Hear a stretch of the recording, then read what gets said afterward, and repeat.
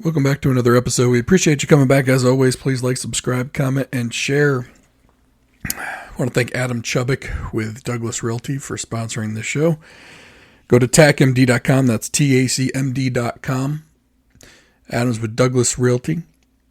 And this real estate market is truly a wild one right now. I like to consider myself someone that follows the real estate market a little bit.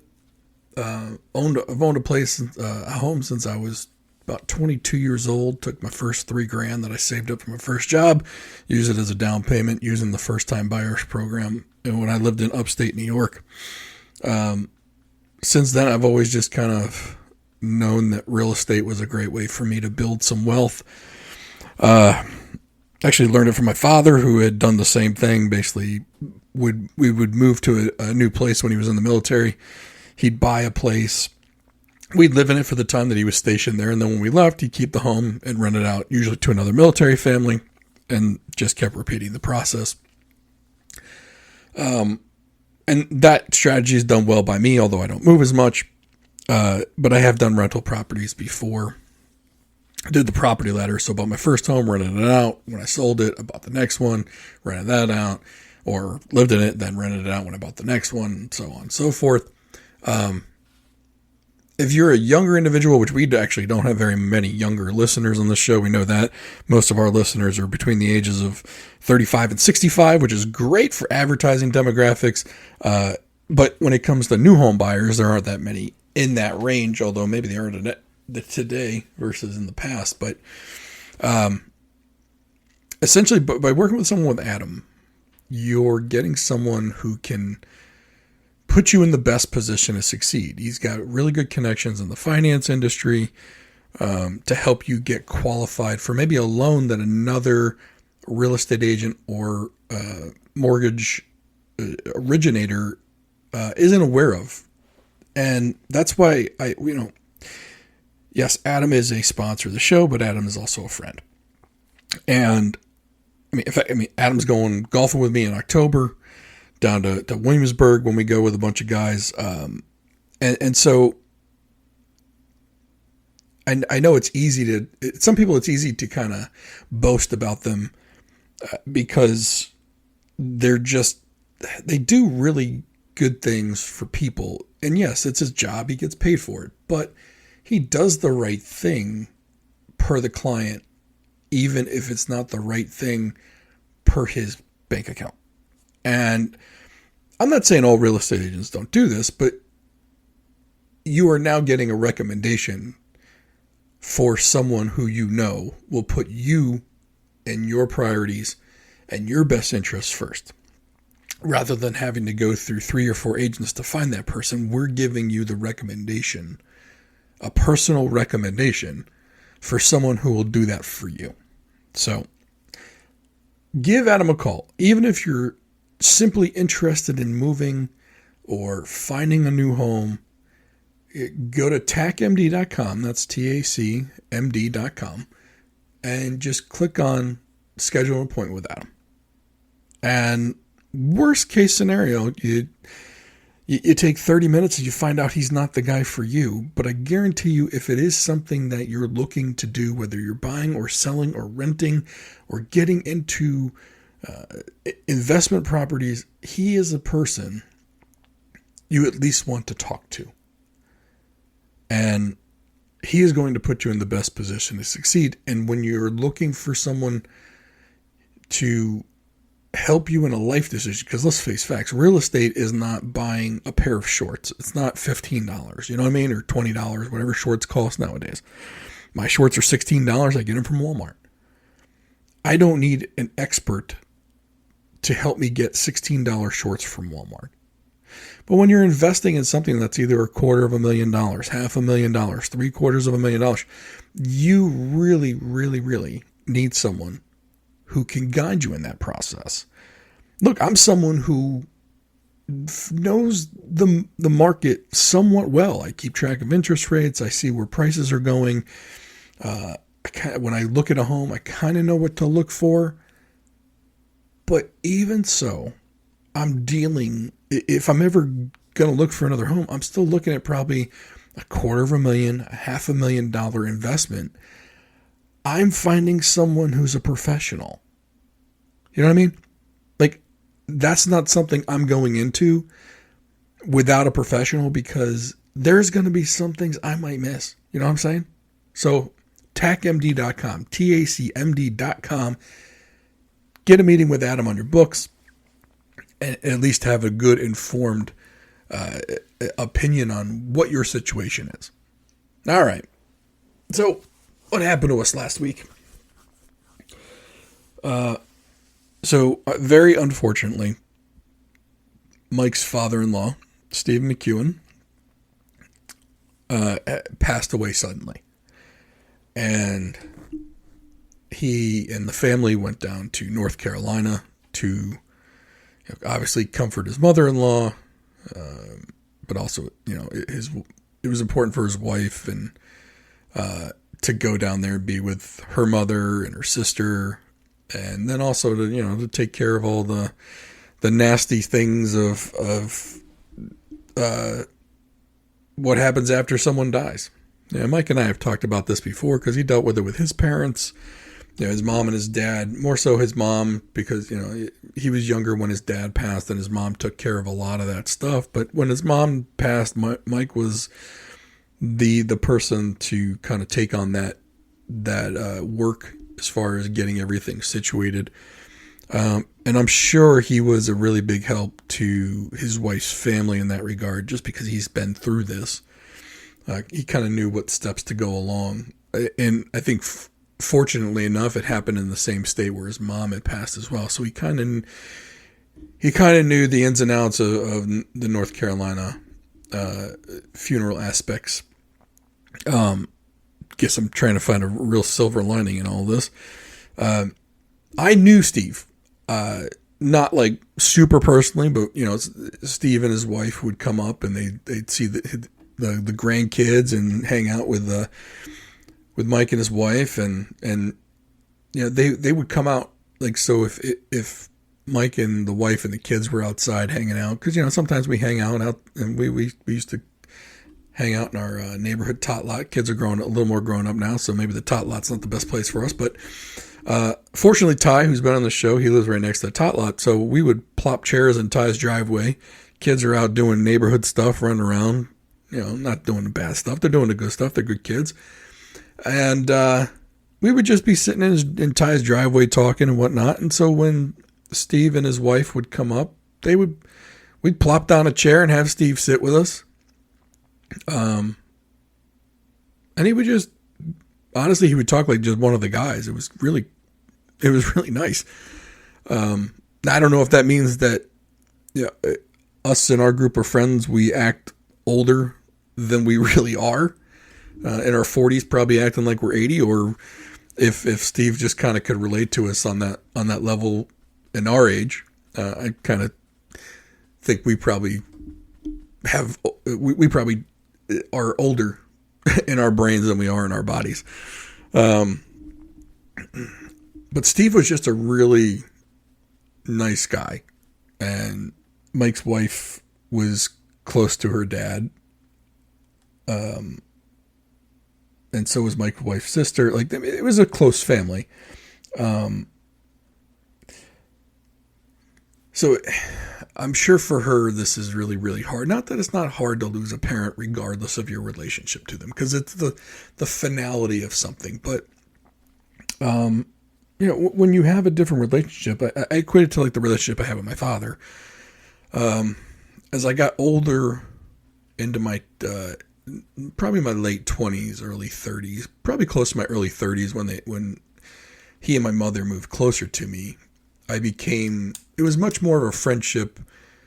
It was probably 80% friendship and 20% parent. Because no matter how old you get, it's always nice to have a parent to it's kind of like having a mentor at work. It's like, hey, what did you do in this situation? Well, when you're a parent yourself and you can lean on your parents, or even just as an adult to lean on another adult who you trust and who's been there, done that you can kind of relate to. yeah, there's that 20% of parenting that still exists. But, my dad and I still played golf together. We would watch some football together. We would, like, I went on a golf trip with my dad with a whole bunch of other guys, younger guys, back a different group of golf guys. But I like when I had a chance to put a foursome together to go down to Pinehurst. I picked my buddy Everett and my dad and my dad's friend Dick, and that was our foursome. It was two guys in their late 30s, early 40s, and two guys in their 70s, because that's who we felt probably matched up with us better as far as personality wise.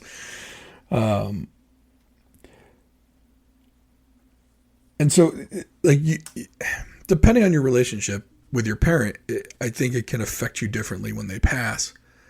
I'm not going to get too much into this because I'll talk about this. We'll talk about this more when Mike gets back, because I'm sure he's got more insight into this, especially because it's fresh for him.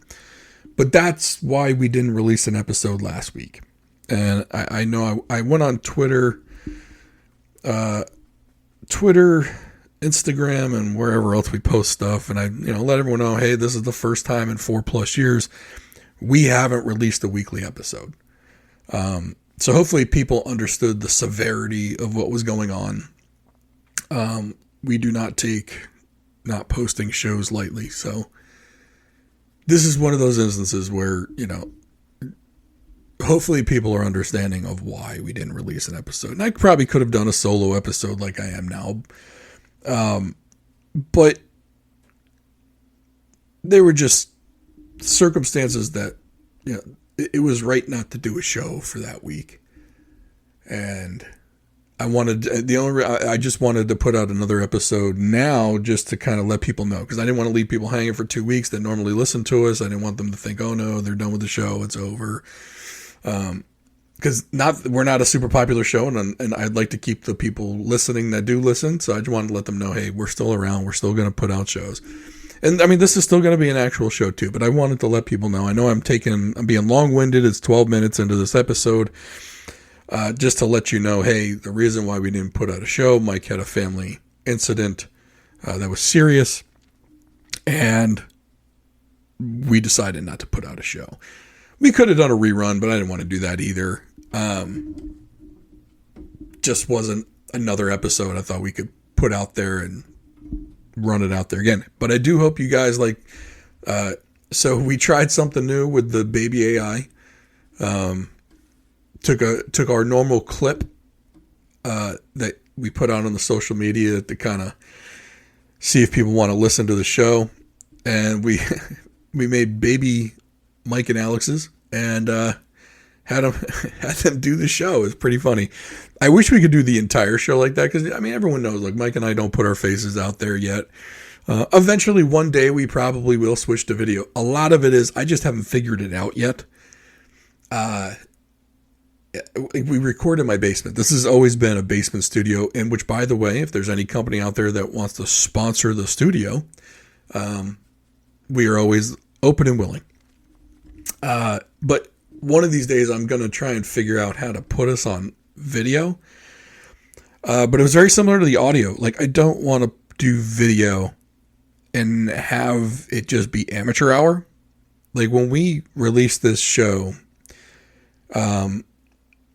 the very first couple of times, we made sure we bought condenser mics, a mixing board. Like, we wanted to make sure it sounded like a professional show, even though everyone knows we are professionals at this.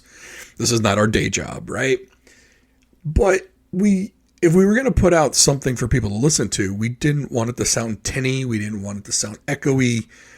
We didn't want the sound quality to be bad. So we wanted to put out something that was good. So we got decent equipment. We learned how to do it. Learned how to use the recording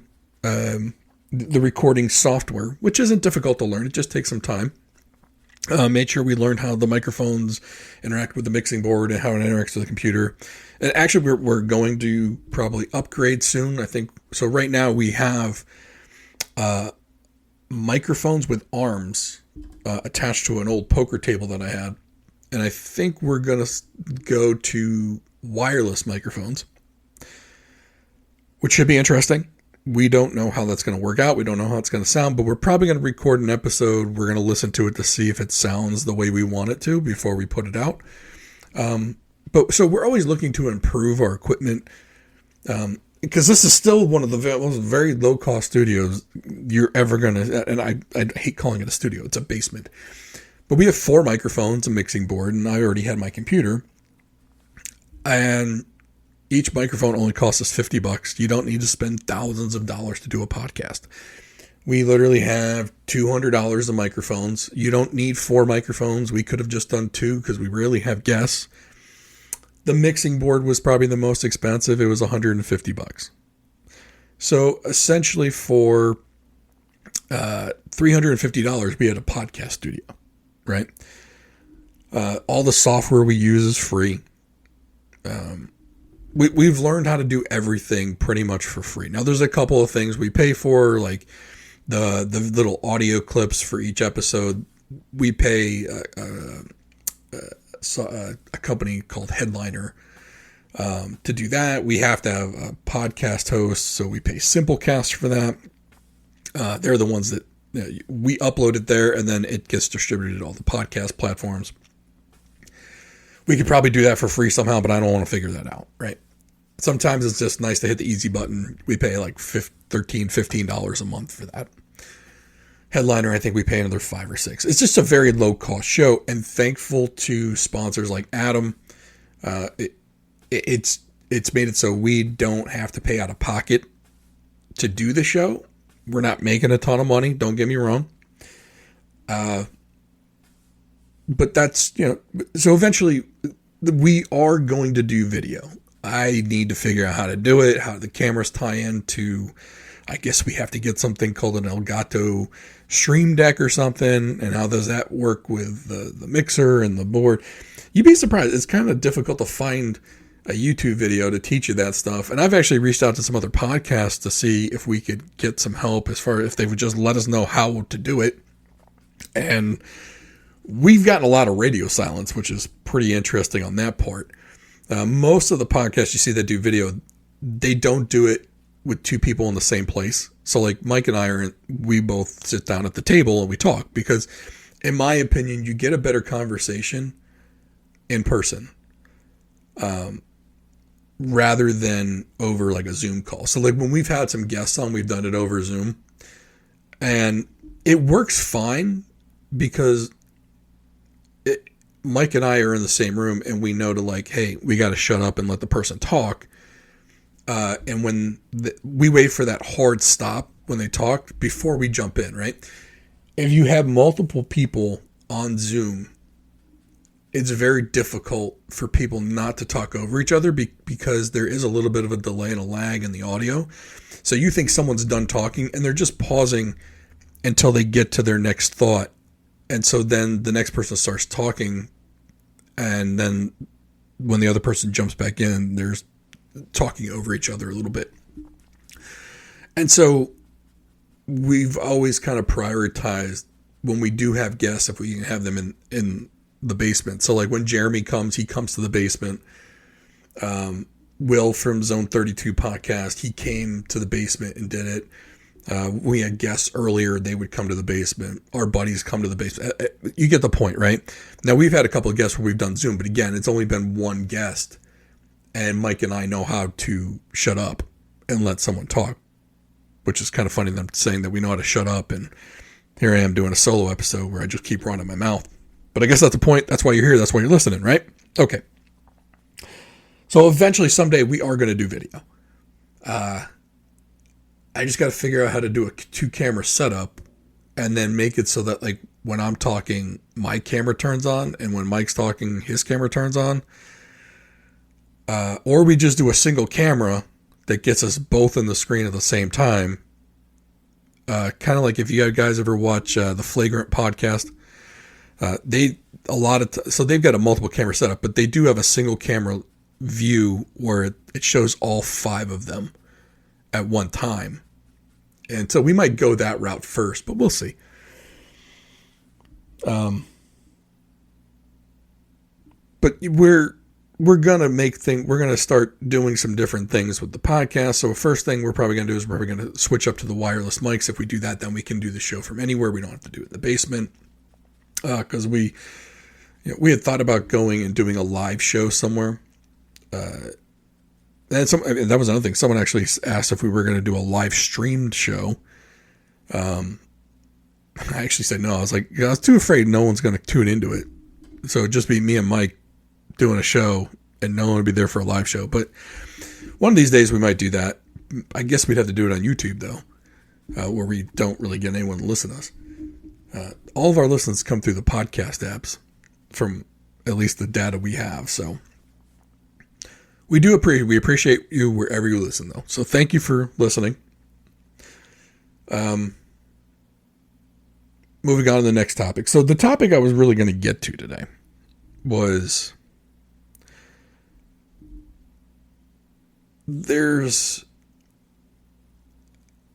and we knew this was going to happen. When Trump got elected, we knew there was going to be a lot of outrage. I'm shocked and surprised at the tactics of the left. I'm going to say tactics of Democrats because I don't lump liberals in with Democrats. I mean, technically, Mike and I are liberal. We have liberal viewpoints, but we don't consider ourselves Democrats because we don't think that party is liberal. I think a lot of the things and views that they have right now are more for clicks, likes, or whatever it is, or something is going on with that Democrat Party and none of it makes sense. So while I consider myself liberal, and I've got some conservative views too, but while I consider myself liberal, I don't consider myself a Democrat. And part of the strategy that I've seen is anything and everything Trump does, there is outrage over it. Just pure outrage. And it's almost like, I got a theory. It's like, so the boy who cries wolf, right? Like if you're outraged over everything, then you're outraged over nothing. They're literally throwing spaghetti to the wall to see if that one strand of spaghetti to make you regret your vote so that you will vote Democrat again will stick. It was from the deportations. It was the USAID funding. Didn't stick, no one's outraged. Deportations. Didn't stick, no one's outraged. The Putin visit in Alaska. Didn't stick, no one's outraged. The Zelensky meeting. Didn't stick, no one's outraged. Now, if you go on Twitter, there's plenty of people outraged. Well, I put people in air quotes. You couldn't see me, but I did. There's been reports that over half of the social media internet traffic are bot accounts. And what does bot mean? Is it just some computer generated AI posting and doing? No. What it is, and there's pictures of this, in Asian countries, mostly in China, there is one person sitting in front of about 100 phones. And they can control the phones through a computer or a laptop that they've got in front of them. And so, and it's weird, like the phones are attached to like these wooden 2x4s, like really long wooden 2x4s. So it's almost like the person has 100 screens in front of them, small screens. Now, can they read all of them? No, but they don't need to because they're going to control each one by the computer. And you can tell a lot of the accounts on X, look at when they've been created. A lot of them were created late 2024, early 2025, or even within the last couple of months. Why? Because the old account they had got deleted. Twitter does go after bots, and they look and they look for patterns and other such things, and they will delete the account. But these companies are so well versed, they just create another account. They get it approved. Sometimes they have the blue check mark. They get it approved and they tweet. And they tweet. And they're going to tweet the most vile things because it's for clicks and likes. Whether they're getting paid to post or not, I don't know.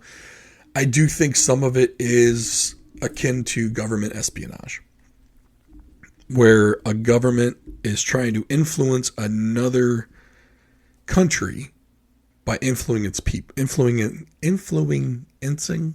I'm not saying that. Influencing its people. There we go. Now, so think about this. What if there's 250,000 accounts on X that are controlled by another state government, and all it is for every 100 to 200 accounts, it's just someone typing a message, hitting send, copy, paste, do it on another one, on another one, on another one. Well, then it starts trending. And so now it shows up more and more in your feed or replies. Like I saw this, there was this one thing where it was like, it was a white girl and a black guy. And she's sitting on the swing. She's really pregnant. The husband, it's her husband, and he's got his arm around her. It's a baby photo. It's a baby announcement photo. Or maybe just, I don't know, maybe just maternity photo. I don't know what it is. It's a very nice picture. And of course, underneath it, you see all these racist things, right? But then you look at the account creation date. June 2025. April 2025. December 2024. January 2025. August 2025. Like within the last 6 months. And they're like one sentence. Or maybe 2 sentences. It's like some of the most stereotypical things you can find. And it's posted over and over and over and over again. I'm like, that's not real. That's a bot. Nobody cares enough to post that thing. But what happens is, so the one person who does care enough sees that, oh, wow, here's 10 other people that posted that. Other people think like me. And then they post something. So the one guy who's got an account from 2010 now posts something stupid. And but it's magnified because people are like, oh, see, it's real. Nah, it's not real. That one person is real. And look, I don't care what you say. This country's got 350 million people. Some people are going to have some messed up views that don't align with you.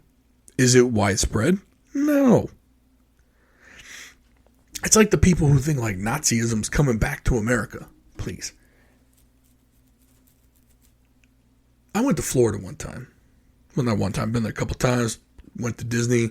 Driving down the I-4.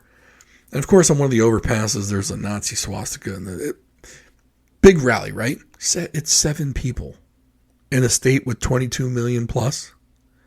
So either people didn't get the memo that there was a rally that day, or maybe it's just not that popular of a view.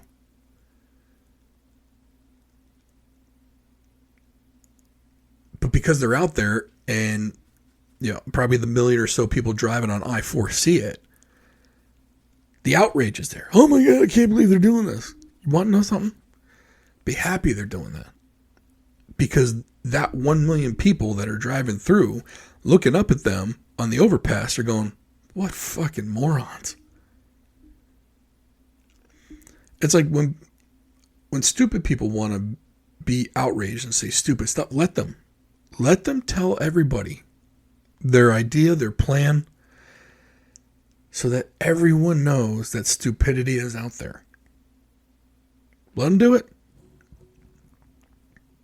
Now, unfortunately, some people get put into power, and I'm not saying white people, Nazis and all this stuff, because everybody's a Nazi apparently. Everybody. That's another thing. Social media can literally lose meaning to words. It was like back in when I think it was like Larry Elder ran for governor of California, and people called him the black face of white supremacy. You just killed the word white supremacy by mumbling that over and over and over again. It's like, okay, whatever. You're insufferable. You don't want to have a real conversation. You just want to throw names around. You want to throw insults around. You're looking for the thing you're looking for the spaghetti on the wall that's going to get you the most attention and the most clicks and likes. You don't believe this. Let's say you do believe it.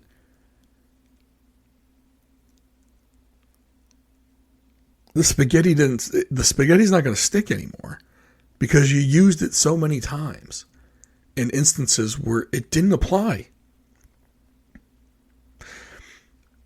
Like there was this thing that, and I know the Smithsonian's kind of in the headlines right now, but they were saying like to be white was to, and this was like how to not be white. And it was from the Smithsonian. I still have it on my phone. Like being on time is white. Like being punctual is white? Like what? It sounds absurd. And the problem is every of the 350 million people, you need the reasonable people. If you're really trying to win elections and stuff, you need the reasonable people in the middle, not on the fringes. You need the reasonable people in the middle to think you're less crazy than the other side. Because that's really all the people in the middle are voting for. Like, how can I vote for the least nuts and just go about my day?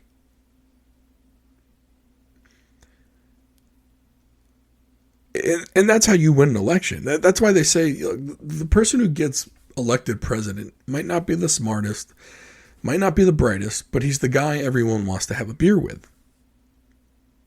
The only one who probably didn't fit that bill was Herbert Walker Bush. George won. Everyone loved Reagan. He was an actor. He knew how to play to a camera. Bill Clinton, famously, dude was playing the saxophone on late night TV. Everyone loved that dude. Even after he had his philanderer ways in the White House. Loved him. After he left, loved him. He was a cool cat. Bush II, cool guy. Like I don't know them personally, but they give off an aura of effortless charisma, I guess is the best way to put it. It seems to be just who they are. They know how to connect with someone. One could say Al Gore was, between the two of them, Al Gore was the more qualified and smarter individual. Al Gore was unlikable. He didn't have that effortless charisma. Then came Obama. Same thing, effortless charisma. Whether you liked his politics or not, he was a smooth guy. He was the type of person who could give you bad news and make you feel okay about it. That's effortless charisma. And then you had Trump versus Hillary. Hillary didn't have any charisma. Trump had some. Was it good charisma? Probably not. He's got the type of personality that turns a lot of people off, but that just tells you how little charisma she had, right? And unfortunately, that's just kind of how some of these things go. So if you're on the fringe, like if you're part of the Democrat Party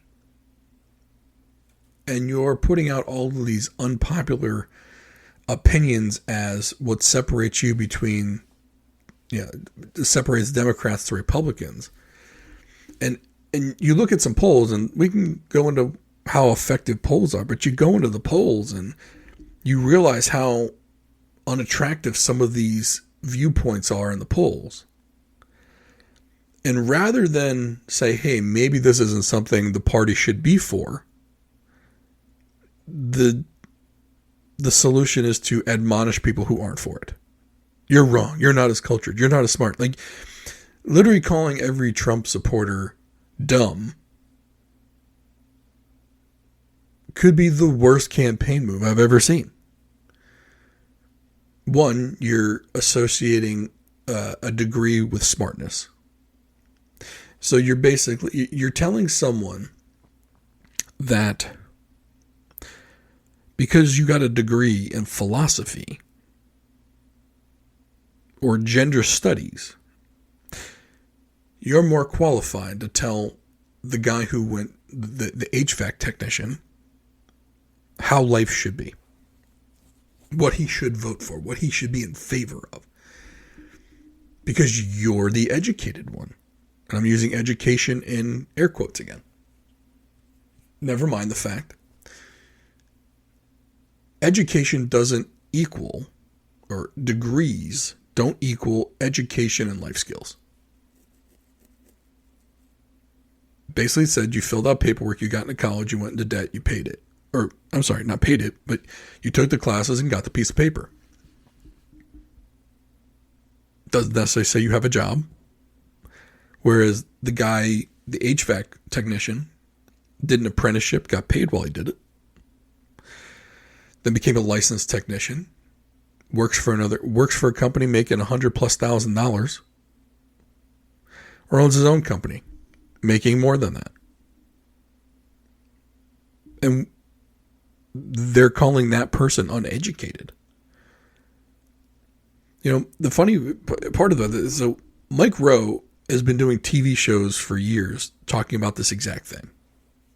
Now he puts it as, hey, we need more blue collar technicians or blue collar folks. And unfortunately, blue collar has this negative notation in this country as unskilled, uneducated.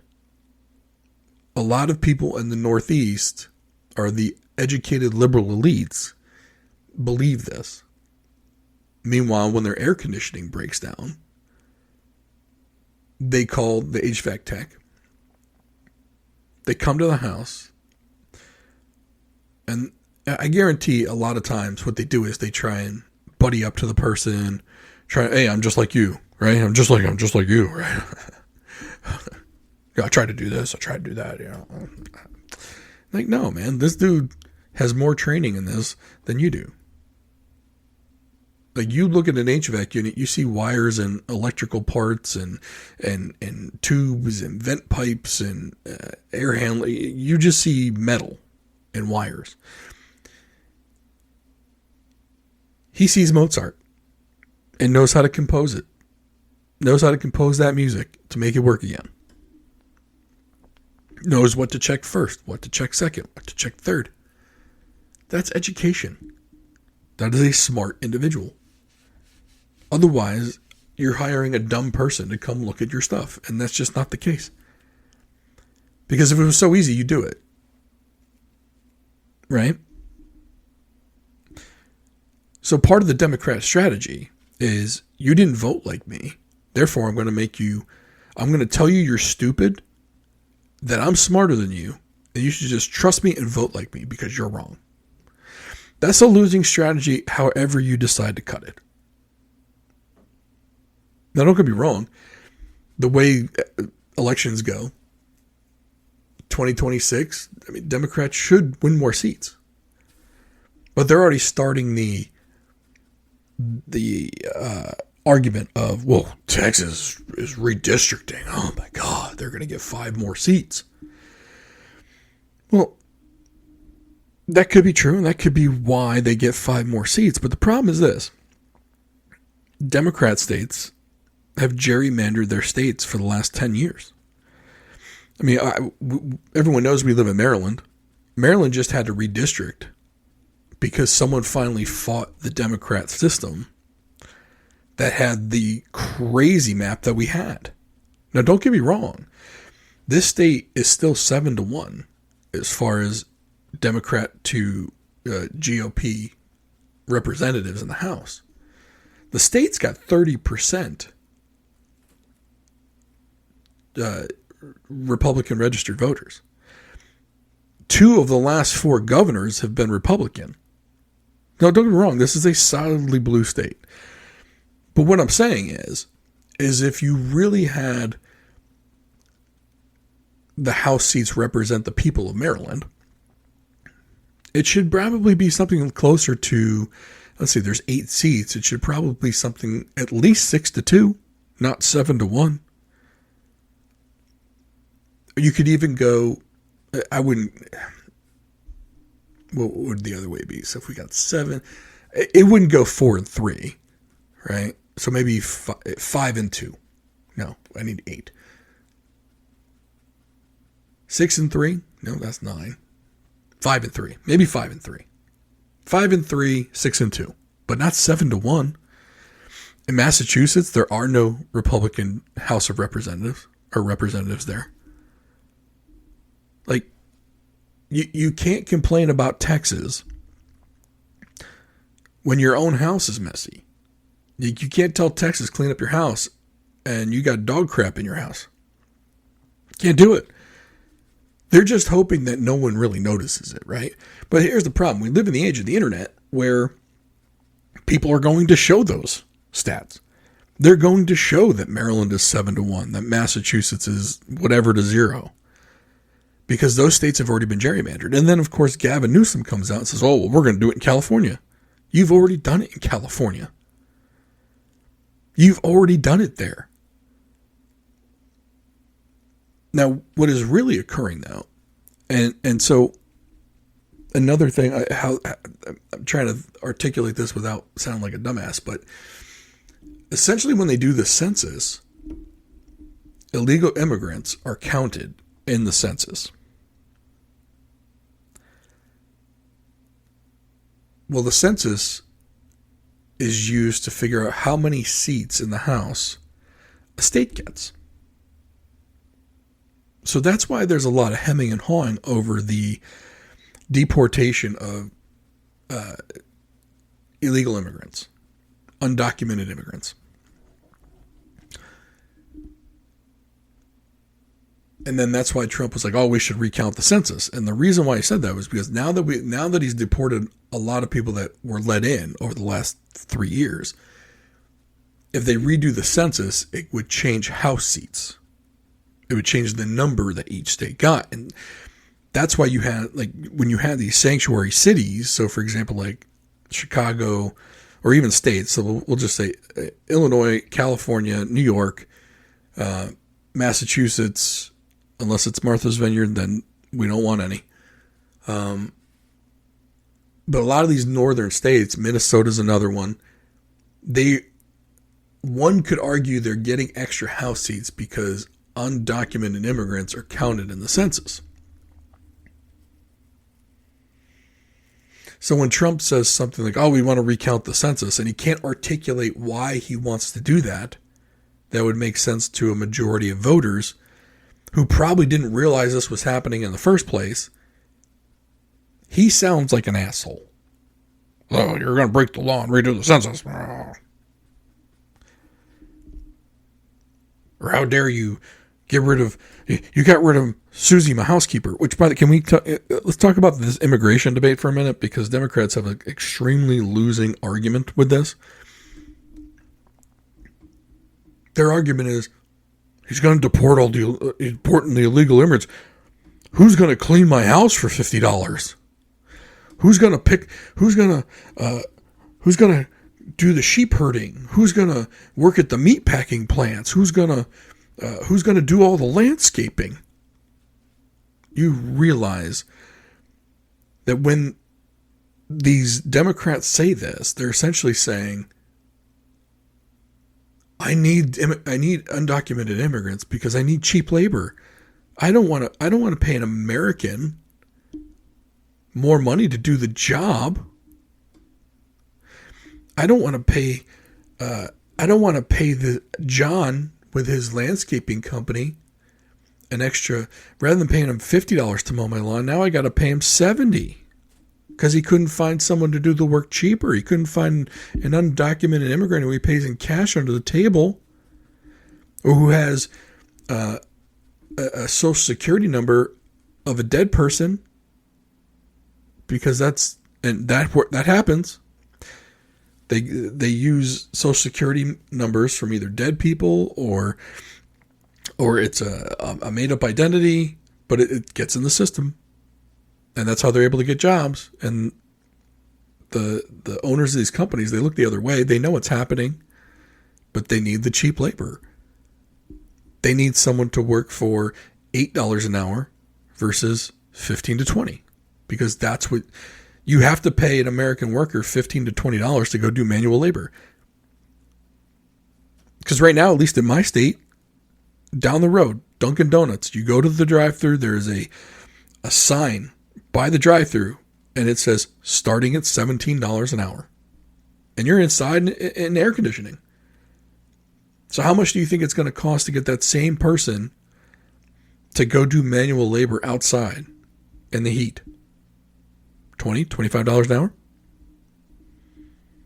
Well, you're not mowing my lawn for $50 anymore. But that's not a winning argument.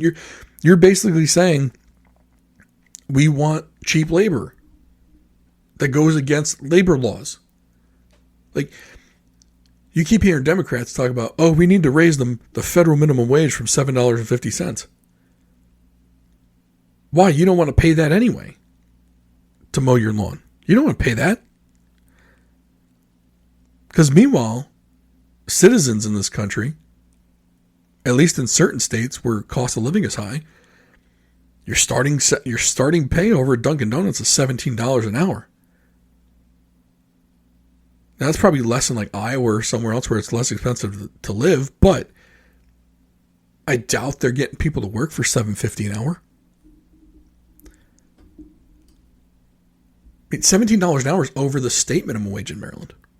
I think the state minimum wage in Maryland is $13. They're getting paid $4 over minimum wage. And I guarantee you, if you show up to work for 3 months on time, that 17 probably goes to 20. That's just starting. It's just to see if you can come to work on time, with all your whiteness. Come to work on time, do your shift, learn the job, and beat it after your shift is over. If you can do that, you probably get a $3 an hour raise after the first 3 months.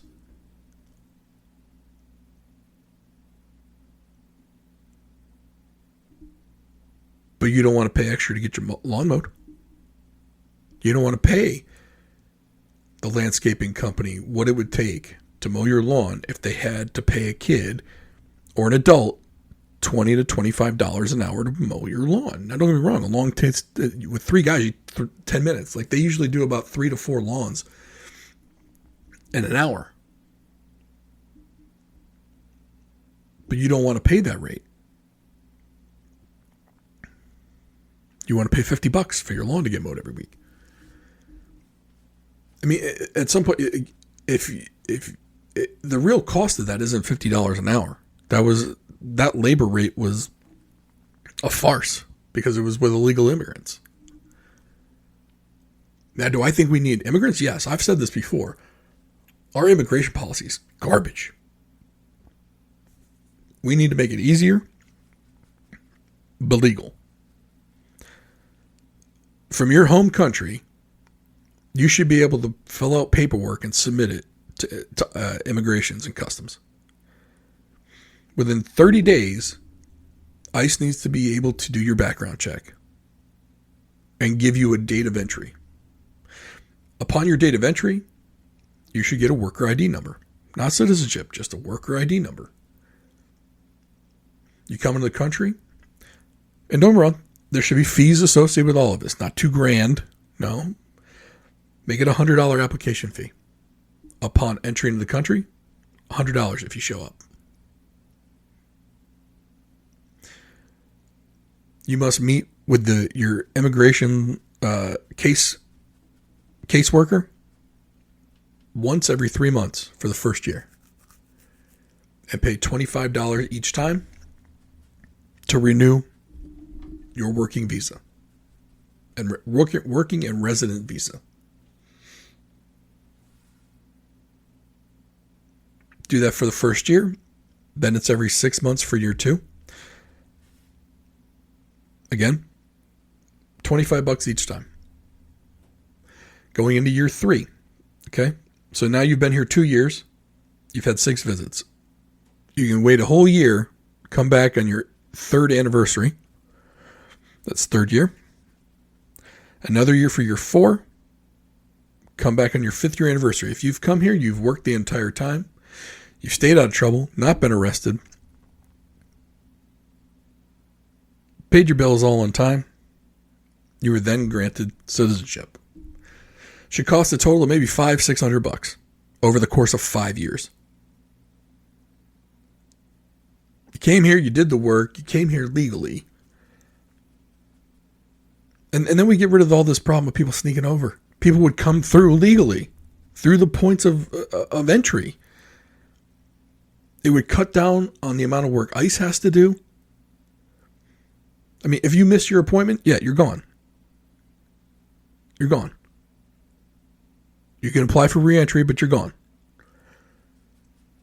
Commit a crime, you're gone, can't come back. Sorry. And we wouldn't be the only country that does this. I mean, you try to go to another country.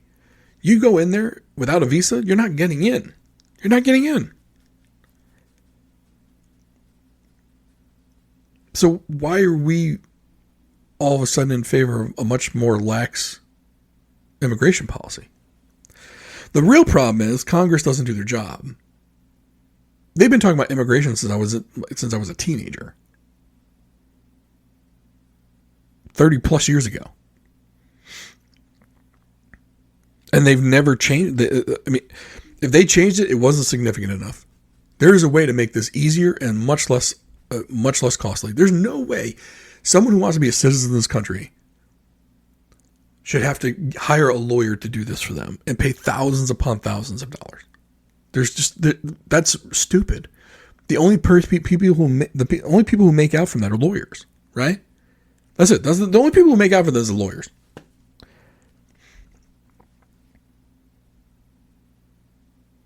But going back to the outrage portion of this, if you're outraged over everything, people aren't going to take you seriously. Outraged over everything means you're outraged over nothing. It's all performative. Like, you can't be outraged you're outraged over Trump taking over DC. He didn't take over DC, just making it. He put the National Guard there to help with law enforcement. He didn't take over the DC police department. That was the initial idea, but the guy made a deal. I've said this from day one. The guy loves to make deals. He said, we're going to take over the DC police department. DC mayor went, police chief went, what if we do this instead? He said, okay. National Guard's still there, but he hasn't taken over the DC Police Department. He's got National Guardsmen patrolling with DC Police. DC Police are still in charge. And in the 2 weeks since this has happened, crime has gone way down. Now, here's the other thing. I've been critical when I was told crime was already down.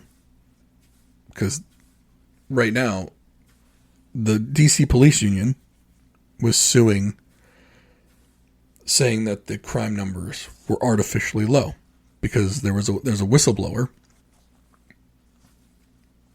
who brought it to the attention of the union that the crime numbers were artificially low. And there's a number of reasons to make them lower, but they were not real. And anyway, I mean, for people we know this happens because, I mean, look, I know The Wire was a TV show, but part of the illegitimate part of The Wire was that the DC crime statistics were manipulated. Well, yeah, no one's dumb enough to think it only happens in one city, right? So the DC police chief was put on leave because of this.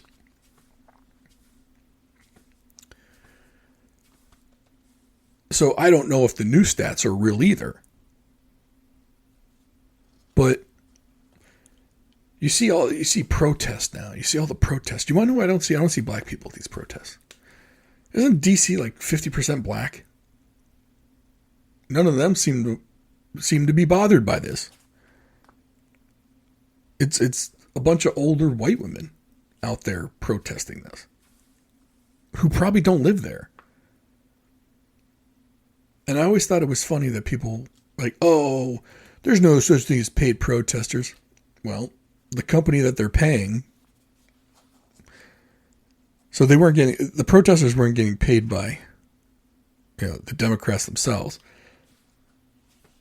There's a company, I believe it's called Crowd Matters, or I forgot the actual name of it, shoot. But essentially, the guy who owns the company is like, oh yeah, there's been a huge uptick in paid crowd attendees. That's what they call them, crowd attendees. So there is this company paying people to go to these rallies in D.C.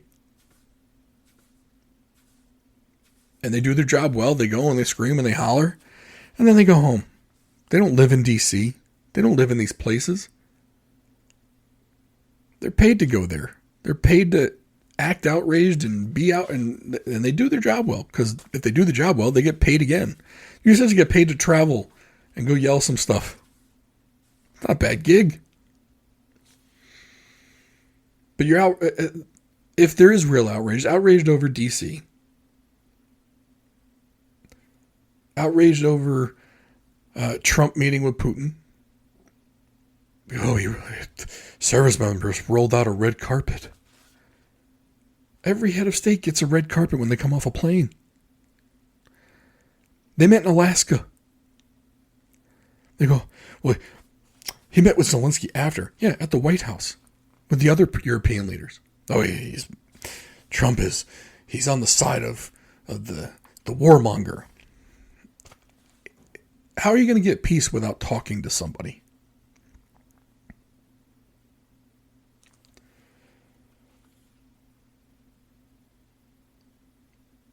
It's just, everything is outrage. Outrage, outrage, outrage. And the weird thing is, like, how are you going to be outraged over everything Trump does? Everything. The Trump gerrymandering. The Trump takes over DC. Trump did that. The last administration was doing vaccine mandates. Vaccine passports. The Bureau of Disinformation within Homeland Security. The social credit score that they were talking about implementing. Nope, you weren't outraged over any of that. But this is what you're outraged over. And I get it. Different people get outraged over different things. But none of that? From the people that just scream fascism and Nazism all the time? You don't think that level of control with the vaccine mandate, vaccine passports, Bureau of Disinformation, where the government would tell you what's true and what's not true, a social credit score, like they have in China, that determines whether you can buy or rent an apartment in a certain area? All that stuff was okay. But a guy talking to leaders of countries that are at war, because he talked to both sides, that's bad. Because he was trying to make DC a safer place, that's bad. And I get it. I'm probably skewing it in the other direction. But the way that most normal people see it is he correct in what he's doing? Don't know. Is he trying something new? Yeah.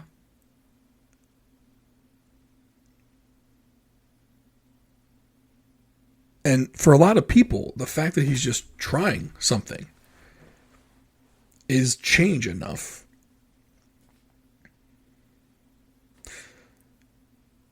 And the other strange part about this is people get outraged,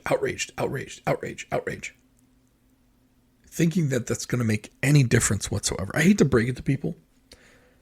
I don't have any visions of grandeur that this podcast is going to change the world. I don't have any visions of grandeur that this podcast is going to change much of anything other than maybe putting a smile on someone's face or keeping someone entertained during their commute, or just getting someone's mind off of something else that they don't want to have their mind on. That's the only thing that this podcast does.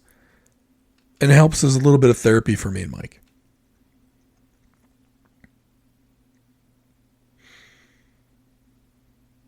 the most change you're going to ever make in this world, other than probably a handful of people, 30, 40 people currently living, are going to make a huge difference in this world. Worldwide. The rest of us, we can be effective in making the area we live in a better place by affecting the people around us. And not in an outrage way. Just by being there for somebody. Talking with them. Helping them. The other day, my wife broke her foot. It was about 3 hours away, and I think I've told this story. And I had to go get her, but I don't like driving over the Bay Bridge. It gives me severe anxiety to drive over that bridge. Super high, I don't like it. I'm not the only one. There's a service that drives people over the bridge in both directions. That there's an actual business model for it.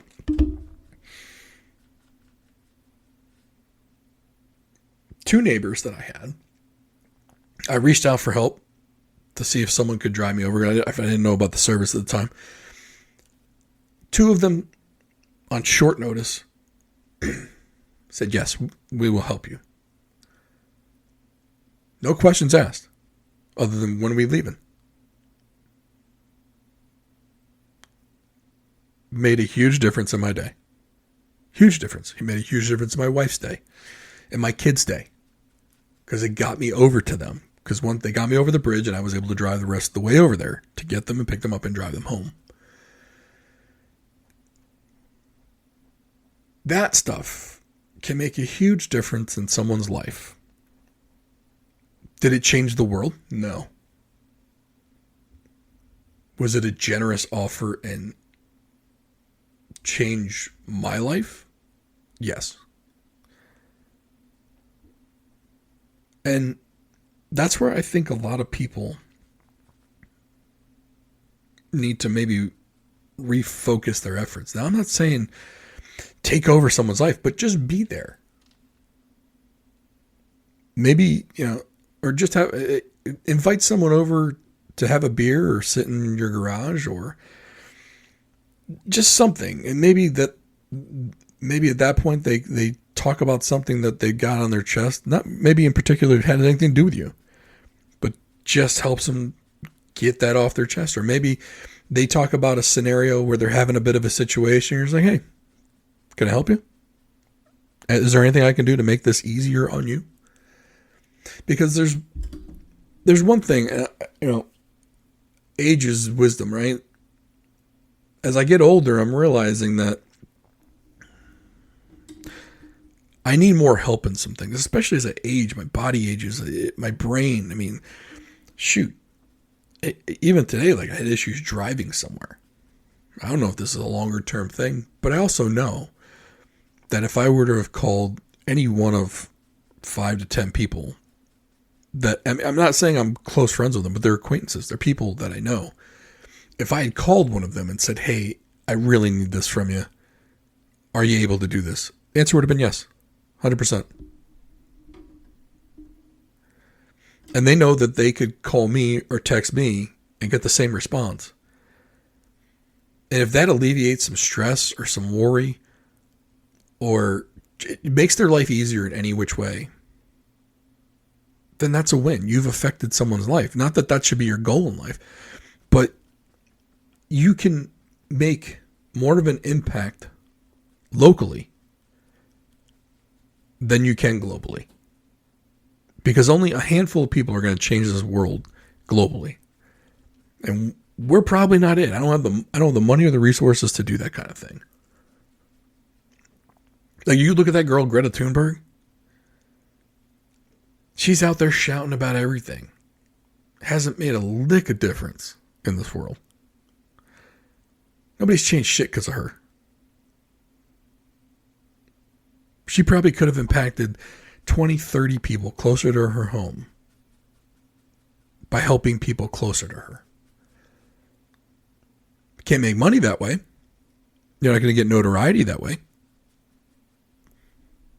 But being a good human being to others is probably the best way to make a change in the world that you actually want to see. It probably has the bigger ripple effect. Now, I'm not saying don't try, but I'm also saying, hey, what do they say? The definition of stupidity is doing the same thing over and over again and expecting a different result. Maybe all your protesting isn't doing a lick of difference. Help your neighbors. Make new friends. Now, I don't like making new friends, but if that's for you, go do that.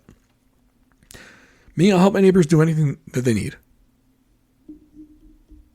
Help raise some money for the school. Hopefully that makes a teacher's day life easier. Hopefully, maybe a kid gets an extra meal out of it. I don't know, but I hope so. I hope it did something.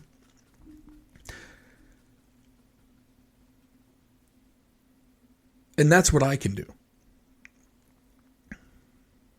I'm not going to pretend I'm outraged over a bunch of stuff. It's not going to do any good. So, we'll have Mike back on next week. Hope you all got something out of this individual episode. If you did, leave a like, comment, subscribe. What do you think could change the world?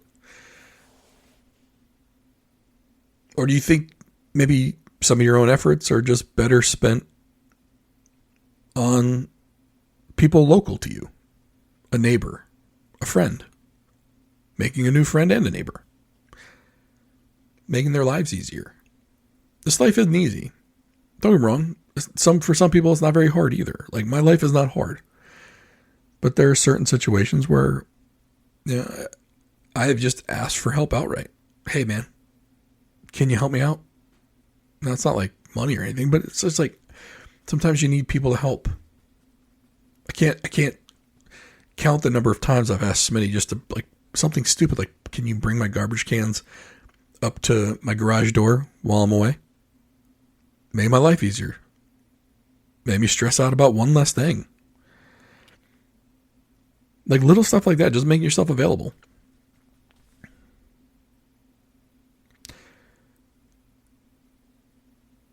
Are there other things that that you can do for a neighbor or a friend? Or maybe it's not a neighbor or friend. Just let me know things that you think people can do to make the lives of the people around them better. Or if that's even important. Maybe that's not important. Maybe everyone just leave everyone else alone. I don't know. Let me know what you think in the comments. Like, subscribe, comment, share. That's our handshake agreement. If you made it this far, hour and 8 minutes in, surprised I talked this long. Handshake agreement is subscribe, follow whatever. If you can go on Facebook, follow us there. X, follow us there. Instagram. I don't think there was anything funny in this episode, so I don't know if I'm going to make a baby AI of it, but we'll try it. We'll see what's going on. We'll see if I can make it happen. I appreciate you listening, though. Mike will be back next episode. Thank you to Adam Chubbuck for sponsoring the show. See you next week.